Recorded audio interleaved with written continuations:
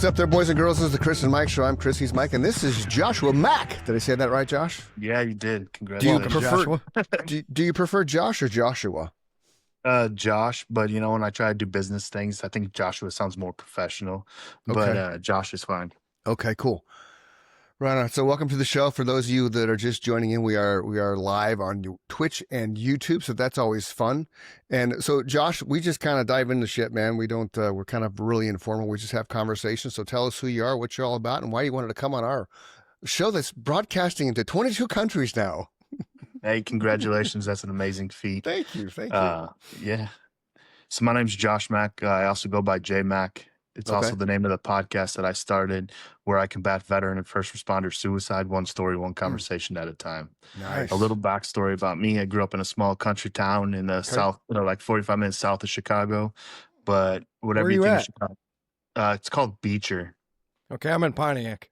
Yeah, and my hometown's Pleasant Plains, Illinois, just outside of Springfield. We had 804 population about 10 years ago. Okay. Yeah. So I think you beat me. I graduated with like 80 kids. Okay, I was only there till I was 3, but it's still my hometown. Okay. So I don't Okay. I don't know what size of all the things are. I just went back there for my grandmother's funeral, and all of a sudden they had a monument, when you enter the town, Yeah. and it was like population 104. I was like, oh wow, huge. Metropolis. Absolutely. So continue, J Mac. Yeah. So I grew up like volunteering and helping with my dad, who is now a retired police officer. Okay. So I always had that desire to serve and give back to the community. I decided to join the Marine Corps. Nice. 2013 to 17, non-combat, didn't see any deployments, anything like that. I went to Oman for about a month. Is that your Marine Corps? My son's a devil dog. All right. Simplified. Yeah, buddy. Absolutely. Yeah. And then, so after I got out of the Marine Corps, everyone's like, you're going to get lost, all this expectations. And I was like, no, I'm not. That's not going to happen to me. And well, it happened to me. And one day I seen my buddy post a meme that said, stop doing the push-ups and pick up the phone and call your buddy, referencing the 22 a day push-up challenge. And then I went to therapy, and I told my therapist that I had this idea. I pitched it to a former baseball player, but due to liability reasons, he didn't want to do it. And she tried to convince me to go live in her office right then and there to start the podcast. Wow. I was like, you're crazy. Let's switch chairs real quick. But I went home and made the video like I promised, and that started the J Mac podcast. Cool. That's awesome. That is awesome. Yeah, I don't know how much you've watched about us and the show and whatnot, but I'm all about volunteering. I was a meal coordinator for a homeless outreach service for over 3 years. I got on the board of that company. Unfortunately, I saw some things that I wouldn't shut up about, so they asked me to leave. I've since gone into the Rotary Club in Mesa, which is all about volunteering. We do 24 different volunteering things a year. I've run, my wife and I are runners, so every time something comes up with the Wounded Warriors or 22 Too Many, we're all about that. So, and obviously military family. So nothing but mad respect for what you've started based and what you've kind of explained it's about. 'Cause it's a true thing. Like our son's kind of struggling with right now. Like you said, when you get out of the Marine Corps, it's like you're lost. And so, he kind of goes back and forth whether he's going to stay, go. But so now he's kind of in that mindset that he wants to get out at the end of his 8.5 years. And we're focused on him kind of get lined up with what you want to do afterwards, right? Because you spend your entire life in the Marines being told what to do. Yeah. And then you get out and it's like, well, now what? Because nobody is there to tell you what to do. So I think, and I couldn't serve. They wouldn't let me in because my asthma was too bad. I tried everybody but the Air Force, and they all told me to go home. So you were non-combat. My son's non-combat because he was a backup shipper, right? So he got stuck in this box of 3 jobs, and the only one that he could do was the accounting, supply, and logistics because he's color deficient. So it's a real thing, right? When you get out, all of a sudden it's like you decompress a little bit, right? And you're kind of like, oh, I'm free. And then what? Take us down that path so people understand it's not that you're PTSD, that kind of shit, especially non-combat, but correct me if I'm wrong there, but once you get out, you kind of have this like, now what, right? Yeah, absolutely. What's best is at least 6 months prior to already be planning at least 6 months Right. prior to getting out, be planning, have a plan. But the real key, I believe, is finding your purpose outside of the Marine Corps. Okay. Like your purpose inside the Marine Corps is to serve and Mm-hmm. do what your country's asking of you, right? And Right. then you get out, and as you stated, we have no one telling us what to do. Everything I ran away from that I wanted out, the reasons I wanted out of the Marine Corps is actually what made me successful in life and all the tools Right. that I need. You Yeah. know, I need that structure. I need that Mhm. routine. So make sure he keeps the structure of routine. Get in the gym. Get in with veteran organizations before you feel like you need veteran organizations. Nice. Did you say you're in Mesa, Arizona? Well, it might as well be Mesa Chandler. I'm in the East Valley, so yeah, I'm in that Okay, general I'm in area. Surprise. Oh, right on. What up, dude? Yeah, so Neighbors. September, I'm going to help you out one step forward. I created Okay. this event called the Sandbox. It's a networking event for veterans and first responders Okay. that focus on providing mental health resources. I do a 30-minute podcast recording, and then Nice. I pull up the mental health resources that I brought in and give them up to 2 minutes to give their spiel, who they Cool. are, what they do, how they help, and how they can use help. It's once a month. So Right on. Thursday, September 25th will be my next one. Okay. And my whole purpose of that is I'm for veterans and first responders, but truthfully, how can I have a mental health organization and just because you don't fit the niche, I'm going to tell you to piss off? Right. So I don't believe in that. So I'm for everyone, but we're going to Yeah. be everything we do is led by veterans and first responders. Cool. That's That's fantastic, man. That is very cool. I have all kinds of people walking to my door, man. Who's I see behind that. me, Mike? Amazon. Amazon again. So Always Amazon. so the thing in this, I'm putting this on our Facebook page right now, J Mac. So what is? Let me get your name down here, Joshua Mack. Whoops. Oh, it's being stupid. Joshua Mack, i.e. J Mac. So what's the Sandbox you said it was called? Yes, sir. It's in 2 Marley words? Park. 2 words or 1 word? Sandbox is 1 word. Okay. Yeah, because I was making sure. So now explain that again. It's a monthly meetup with. Yeah. So the words that I've calling it right now is a monthly networking event for veterans and first responders with mental health resources and a live podcast recording so they can hear the real, raw, vulnerable conversations that need to be had. Like everyone struggles. Yeah, And yeah. combat or not, you still struggle from the military. But truthfully, most of our struggles start with our childhood. The Yeah. beginning, this first sandbox we were in that traumatized us, right? Oh, yeah. Okay. Yeah. So like it's basically how we react today is what we learned or did not learn as a child growing up. And then you join the military or whatever life experience you go through, and that just compounds onto the traumas and all that you have. So really, we just gotta go back and heal our inner child to work through all of our traumas. That's deep, man. Absolutely. I never thought of it that way because I mean, yeah, that's interesting. That's a whole different dynamic on the traumas and the demons that people have. You got to go all the way back to the childhood and understand what you didn't address then and how you didn't address it. And Right. Like respectfully, your son was pre-positioned to joining the Marine Corps from a young age because of whatever he's seen, went through, and how he chose to handle it.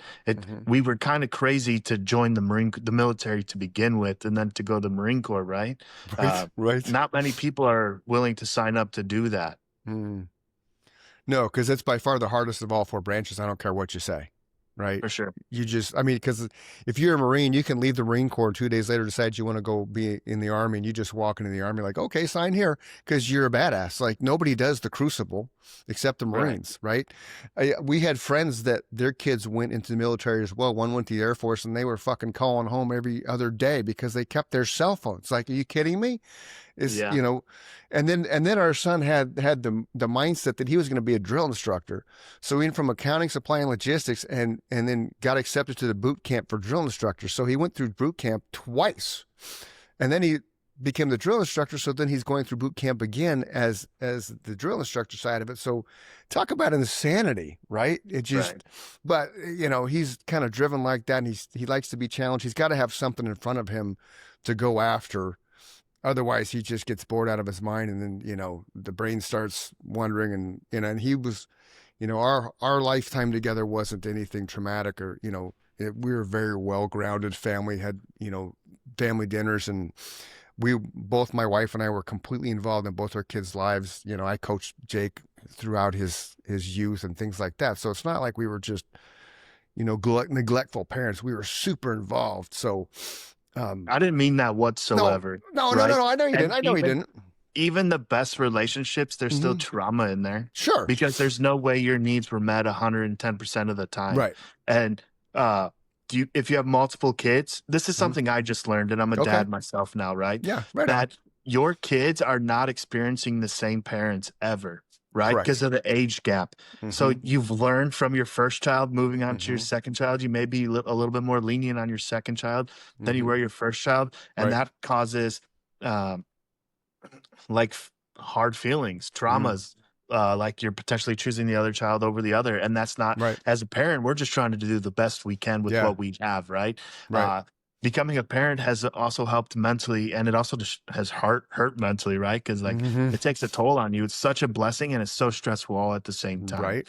But you also got to recognize, looking back at your parents, whatever resentment, grudge, happiness you hold towards them, we got to realize that, wow, they were just experiencing this for their first time as well. You got to be more lenient on our parents as well. Yeah, sometimes. My parents are assholes, man. I haven't talked to my mother. Yeah, but think about how they grew up and what they had. I'm not justifying it. Yeah. I get it. Yeah. I get it. That's just, I think the biggest illusion on this planet is there's such a thing as an adult, right? We all strove to become an adult. When I grow up, I'm going to do this. It's an illusion. Yeah. And your adult's fueled by your inner child monologue that's inside you. Your parents are just people that did the best they could with what they had, right? Absolutely. In Chris's case, unfortunately, his parents didn't have much, right? But I felt like I grew up in what people call the nuclear family, right? And even my mom and dad, they're just people, right? They did the best they could. They admit that. I'm not saying anything they don't admit. Luckily, I had parents that admitted that. We did the best we could with what we had, the information that we were armed with at the time. You just said it. I was the oldest, so I was their experiment, right? Yeah. The next two, they learned from that, so they got a little better and they got a little better. You hear that the youngest always got the best treatment. Well, of course they did, because your parents were at their best at that point. If you had one kid, unfortunately, that kid didn't get that experience. But the older kid in the relationship is always going to feel like they got screwed, and the younger kid's always going to feel like they got screwed, just from a different side, right? Yeah, because the younger kid's always going to want to be able to do the thing that the older kid's going to be able to do. The older kid's always going to want the freedoms and like the quote unquote softness that the younger sibling is getting. It's so crazy. If you pay attention, each sibling, whether you're the first, middle, or last child, they all come with their own like traumas and like tics and all of that. Where if you pay attention and you could start noticing the pattern, like, sir, I can't give an example, so I feel like I'm just talking on my ass right now. No, I like what you said earlier about that each kid has a different experience from their parents. I've never really heard it put into those words, but I've heard that story told in just that way, right? Right. You got 3 kids in a family, and you'll hear those 3 kids tell the same story from a completely different angle, right? Yep. Oh, my mom and dad dressed me in such horrible clothes. Well, the next kid might say, my mom and dad dressed us the best they could with what they had, right? We were poor at the time. Yeah. That kid understood that, at that moment in time, their family was going through a hardship, where the other kid, all they were thinking about is they were getting made fun of at school because they weren't going to school with the latest, greatest, whatever, right? Yeah. So I like what you said there, that no 2 kids have the same view of the way they were raised. That's really interesting too, because I want to form that question to my kids and ask them, hey. I do for you too. That's what I thought of right away when he said that. Ask each one of my kids, what's your perception of your upbringing? Because that'll be a really interesting response, because we had we had a boy and a girl, which is cool. So whenever it was asked, well, you know, Jake's your favorite. Well, you're my favorite daughter. Well, I'm your favorite. No, you're my favorite son. She's my favorite daughter. So that was the best way around that. I'm the favorite kid. Well, you're the favorite daughter, because I didn't really have a favorite kid. And now my daughter has blessed us with 2 grandkids that are going to be 6, and the other one's just over 2.5. And that's kind of a trip, because my approach now, because I have my youngest, I have the oldest one, little man, I call him. I've had him every morning during the week since he was 3 weeks old. But my approach to him is it's so different than what it was with Sky, than what it was with Jake, so much so that my wife will tell me that I have blinders on when it comes to Anthony.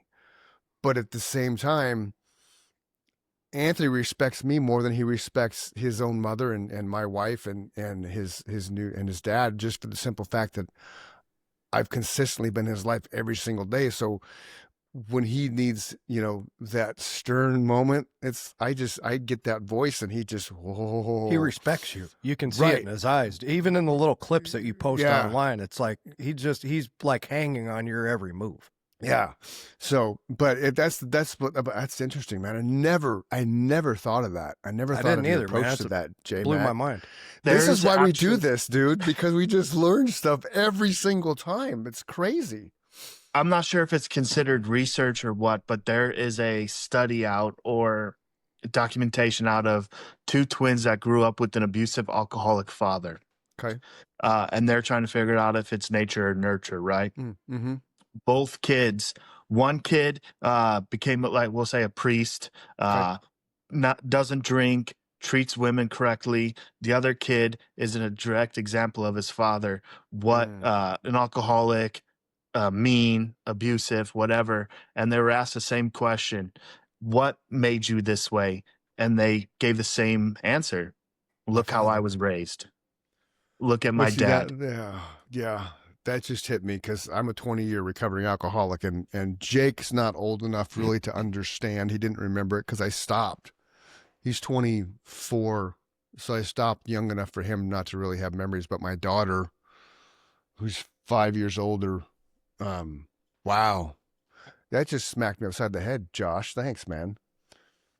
Yeah, well, she went down a path. This is where I'm going. She went down a very dark path for several years, and so now I can't. Now that's just making me think, oh shit. So I'm going to ask that question, because it'll be interesting to see her response. Because I think Jake's reaction to her chaos was, that's why he joined the military. Like we were those parents, once you're done with high school, you get a job, you go to school, or you join the military. There's no fucking around. There's no sleeping until 10 o'clock. There's no, going out with your friends till 3 a.m. No, you have to have a direction in life. One of these things has to happen. And he didn't like school. He just didn't like studying. He's got my brain, unfortunately, not my wife's. He had a couple jobs, but didn't like them because they were just, pissant server jobs and things like that. Not that that's not a bad occupation, just for a kid. It's just, just wasn't. So his thing.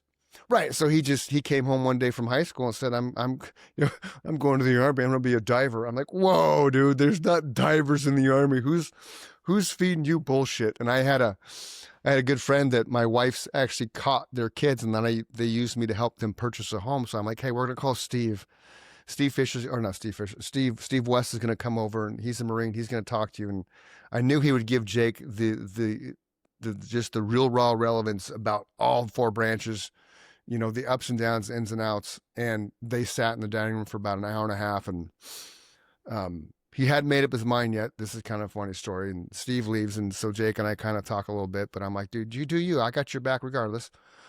Next day he went to see Toy Story 4 with one of his buddies from high school. Came home, he's like, I'm joining the Marines. Okay, how does Toy Story 4 equate to joining the Marines, son? I don't know, Dad. I'm just going to do it. I'm like, all right, cool. You're going to be a badass. So, but that's interesting. So, yeah, I'll tell you how that answer is when I ask my daughter that question, because I've never asked her about her upbringing and how she looked at it, and I never really asked her what made her turn to the dark side, or so that's going to be an interesting response. That may shape my day, Fro. And don't don't put that all on you, right? Oh yeah. Like, you ended up setting the right example. You got sober, Sure. Oh yeah. took care of yourself, right? Yeah. And don't be two ways. Don't be surprised if your daughter doesn't fully tell you the truth and open up, because like, I don't know your guys' relationship, so I don't know how comfortable she's going to feel, right? Like, sometimes you want to keep things from your parents still, but also be ready if she opens up and spills something you never thought you were expecting to hear. Be prepared for that. Oh yeah. So don't like freak out. And also, I hate to tell you about your son, but he was a contractual alcoholic, unless he had some strong. He's had, and I don't want to throw him under the bus. I don't want to throw him and our kids on the bus, but he's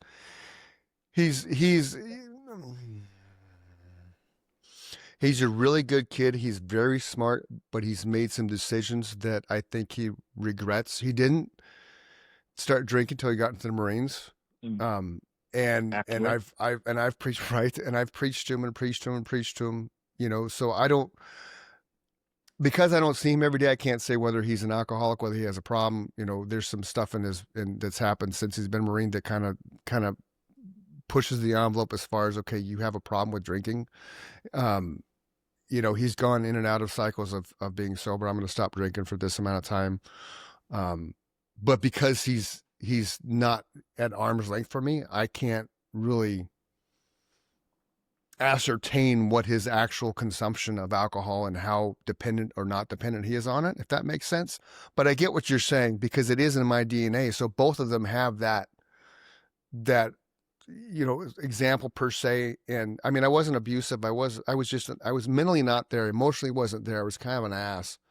I'm saying contractually, as when he signed the contract for the Marine Corps, that obligates you. Well, and you just said something really important too, Chris, that your nature part of it, the nurture part of it, the nature part of it is in his DNA, right? It was in my DNA. If your mother or father is an addict, right, your chances of being an addict scientifically are super high.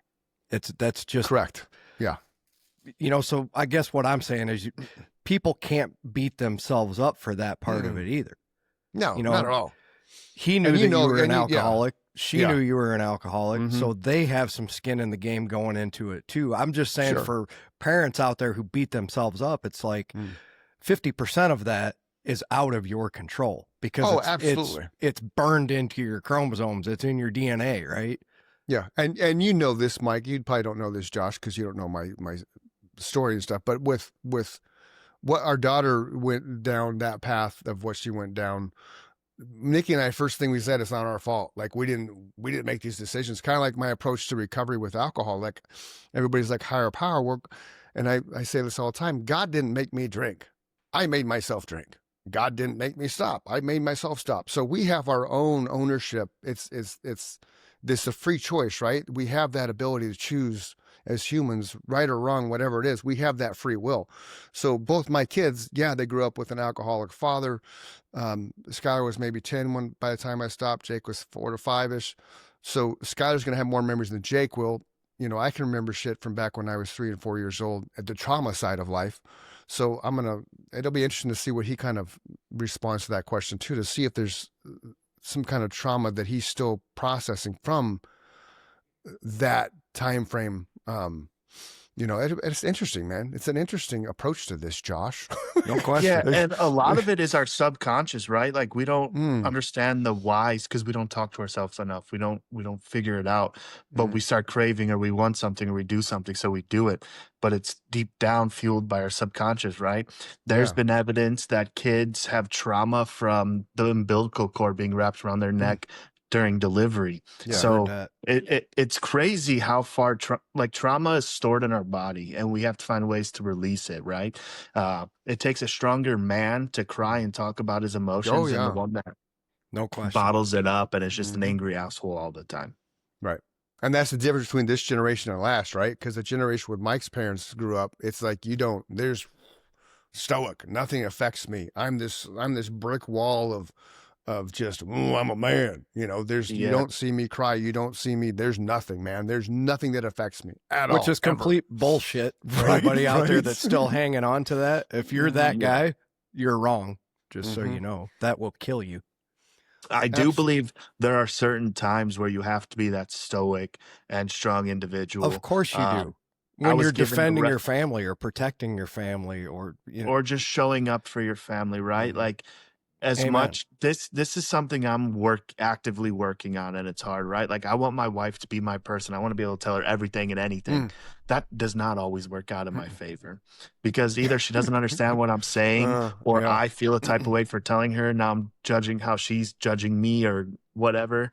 But I was introduced to this saying that you got to be the man in the arena sometimes. When all eyes are on you, you have to perform. But once you get back in that tunnel and nobody's watching, you need to decompress. Yes. So we need to let it out. Whether you do it by yourself healthily, and not picking up a bottle or smoking or whatever your poison is, or by going to the gym, talking to a buddy. There's all sorts of different ways. And if you ever feel like you're alone in a situation where nobody's ever experienced this, nobody ever understands, shut the fuck up and wake up, dude. Yep. We've all been there. There's somebody going through something and you just never know. That's what I love about my podcast. It's like mental health focused, and I try to learn about their whole life from beginning Sandbox to the end, right? And to what they're doing now. And that's because I feel like Chris, look up to Chris. People look up to Mike. They're like, oh man, you guys are such badasses. You handle things in a different way. You don't struggle XYZ. You come on the podcast, you share your story about why you struggle, how you struggle. That's but so then you important, also share how Josh. you cope. So we're learning these different tools and techniques, or we can recognize the negative, like, oh shit, I have that bad trait as well. Let me try to work on improving that and see how the rest of my life improves, and just keep growing. Like, we learn from everyone, good or bad. That's totally something I was just, it's funny how things just come around at the right time. I was just thinking about that yesterday while I was taking a shower. It's like, it's important for us to make sure that people understand that Chris and I and Josh struggle every day just like they do. And that's why Chris makes a point at the end of the podcast to say what he says. We have bad days just like everybody else. And we try and open up about it on the show for the same reason that you just said. It may look like we've tackled and conquered life and we got it by the balls and now we're succeeding. That's true to an extent, but we still have to protect our peace of mind. We still have to take time, like you said, to decompress, to process the things that have gone wrong in our lives, and to handle it in a healthy, constructive way. Instead of reaching for the bottle, instead of reaching for the pipe, instead of reaching for the line of cocaine or whatever. It's just important that right there, what he just put up is so important. Somebody out there loves you. Somebody cares about you. Somebody would miss you if you're not here tomorrow. Even if you don't. On your worst day, you think nobody gives a shit about me. Nobody's listening to me. I've been through this myself. I felt like the whole world was against me and no one was for me, and nothing could have been further from the truth, right? There was people all around me that loved me. I just couldn't see it. Right. And like, did awareness, I had a boss used to tell me awareness is $1 million word. And like, after he explained it, it made sense to me. But the more that I start to become aware of things, it makes sense why it's $1 million word. Because us as a society, we're so quick to fall into this victim mindset. And sometimes you don't even realize you're being the victim, right? But as soon as you're aware you're being the victim, and aware that your choices led you to where you're at, doesn't matter it semi-matters the other people's reactions, but it's your actions and continued choices that keep you where you're at, right? So I actively have to wake up or go to bed every day talking positive, self-loving, caring thoughts, because before I would just spiral and think of everything I hate in my life or what I'm mad about today. And just Me too. I went through that period too. Yeah, dude. So it's a struggle every day, but it's a struggle worth fighting for. And that mindset that you just said, Josh, is something that people really need to take to heart. And I'm guilty of it as well. And I still go through these periods where Chris said it about his drinking. God didn't put the drink in his hand. God didn't make him stop drinking. No one is going to come save you. That is such a hard lesson for people to get over. You cannot be of help to anyone else until you help yourself, right? Absolutely. I don't like that term, pick yourself up by your bootstraps, because everyone is born into a different situation, right? If you're born into the ghetto, getting out of that ghetto is a lot harder than the guy sitting up on the hill thinks it is, right? But both of those people every day have to decide that they are going to be a positive influence into the world, right? Yeah, absolutely. Josh telling Mike, you have to be a more positive person. Well, that's a true statement, but just you saying that is not going to make me a positive person. Mike has to do that for himself, just like Chris had to quit drinking, just like Mike had to quit doing drugs. Yes. I just think that's such a huge positive concept that it gets overlooked all the time. Free will. Yeah. Perfect. And the crazy part is the person will just say living in Beverly Hills versus the one living in the ghetto. They could potentially have the same mindset, but they're stuck in their own forest, their own weeds, that they don't see the avenues out of one avenue or out of the other. That's right? a brilliant statement. And that's why the guy in Beverly Hills might just be as miserable as the guy living in the ghetto, or vice versa. The guy living in the ghetto might be super happy, just like the guy living in Beverly Hills. I always say life is perspective, right? Yeah. It's all in how you're approaching it from your mindset. Absolutely. And that's all you can control is yourself and your mindset. And the wildest thing that I have learned is that, like, we're not our own thoughts. And that blows my mind, because, like, who the fuck's up there then? You know, if that's not me, then who is it? But we just got to accept which thoughts we want to dwell on, right? If you're having a great day and the negative thought comes in, you can either choose to sit with that negative thought and spiral and make it a bad day, or you could choose to, like, push that to the side and not allow yourself to think about that and force yourself to think about something happy or something you're grateful for. It's supposedly scientifically proven that you cannot be grateful and depressed about something at the same time. So when I start feeling down about something, I think of the adverse, like the thing I'm grateful for. I try to talk about being grateful, so that way I don't allow myself to go to the negative. And some days, dude, I feel like I'm flat out lying to myself and I'm just reading a script. Yep. You know, Bart Simpson writing, "I will not skate in school again," or whatever, on the chalkboard over and over again. That's exactly what I'm doing. I've told Chris before on this show, I should get some kind of fucking award for what I do every day, because I should have been an actor. Because it really is an act for me to go do my job every day. It's a great job. I make good money. It's not like there's people that would die for that job. But in my mind, it's just not what I want to do every day. It is an act. But I choose to go make the best of it, right? So the way I look at life is the things that I don't want to do, it's almost like a Zen moment. I'm like, this is what I'm doing for this moment. You know, for this span of hours, this is my life for right now. After it, I'm going to go do whatever. But instead of looking at it like, oh my God, I got to go to work and I'm not going to make it through and this is going to be the worst day ever. Well, people do that every day, and it is the worst day ever for them every day. And then they look at me and they say, how come you're always smiling? Because I woke up, because I'm alive, because I'm breathing. Or do you need any other reasons? Choosing to. Yes. Yeah. Thank you. Just like they're choosing to frown, you're choosing to smile. Thank you. And one thing I really had to work on as well is that, like, it's not a bad day. It's a bad moment. It's a bad hour. Yes. And forcing myself not to allow it to be a bad day. I told Chris when I went through my recovery, that's how I took life. Was I started with 10 seconds at a time, because I was a horrible addict. So I went from 10 seconds to 10 minutes to 10 hours to 10 days, you know, and here we are 18 years later or whatever. But it started with those micro moments in time, I called them. If I can just make it through this moment in time, I'll be okay, right?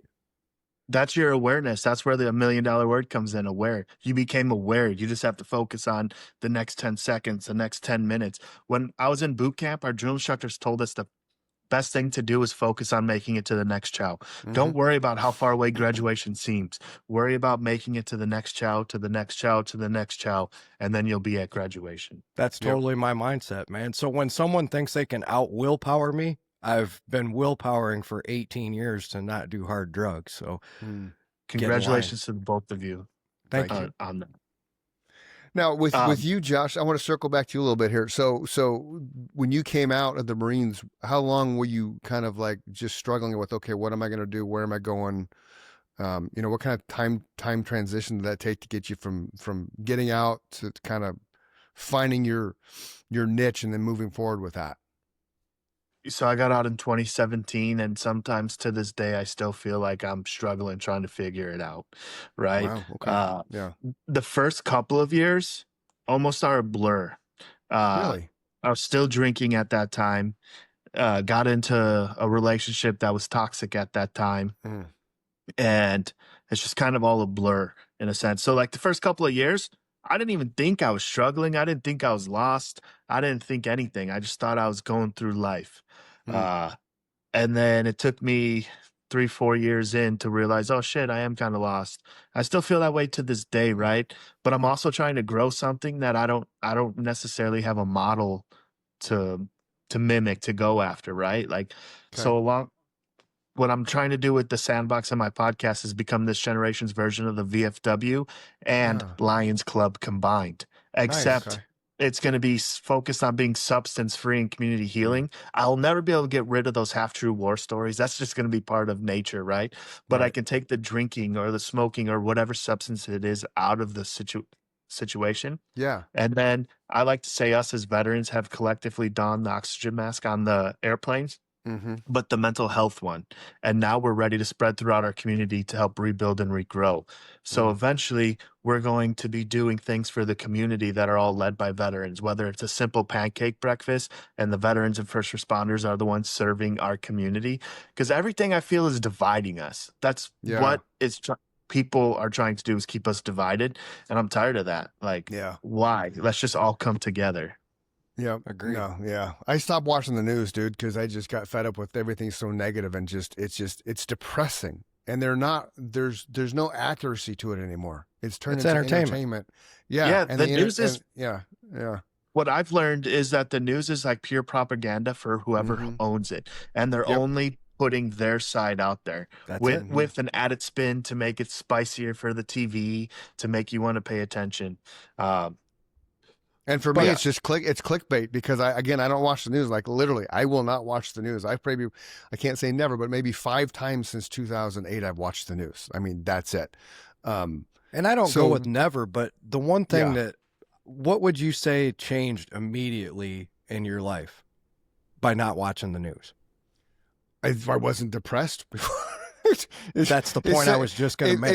If you're one of those people that watches that shit every Mhm. day, for Yeah. Christ's sake, shut it off for a week right? and because see it's how gonna- much your life uh-huh. changes. How many positive stories do you hear No. on the news in a half-hour news cycle? Maybe None. one. Maybe, yeah. And see, that's the whole reason too why I started Good News Arizona in 2 weeks into COVID, because everything was just so negative.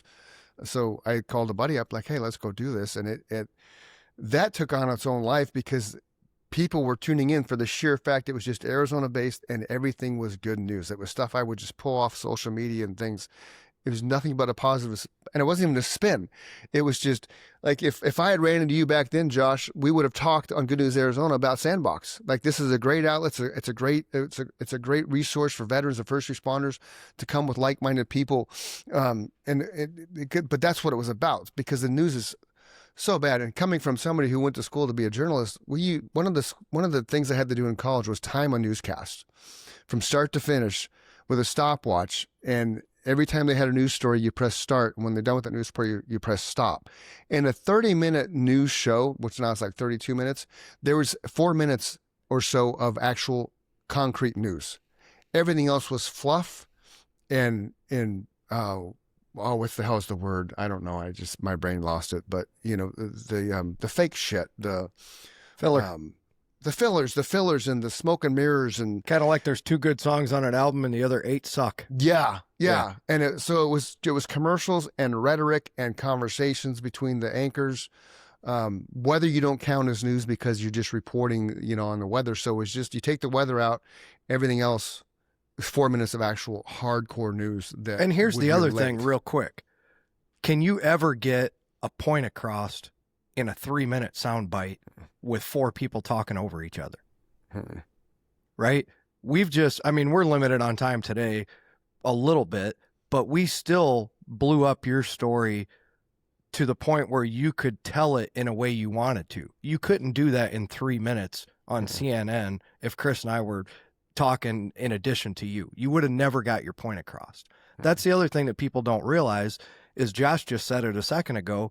you're hearing what they want you to hear from their angle to sell their advertising. The one thing I can't impress upon people enough about television is you are literally watching what they want you to watch to sell the advertisement they want to sell.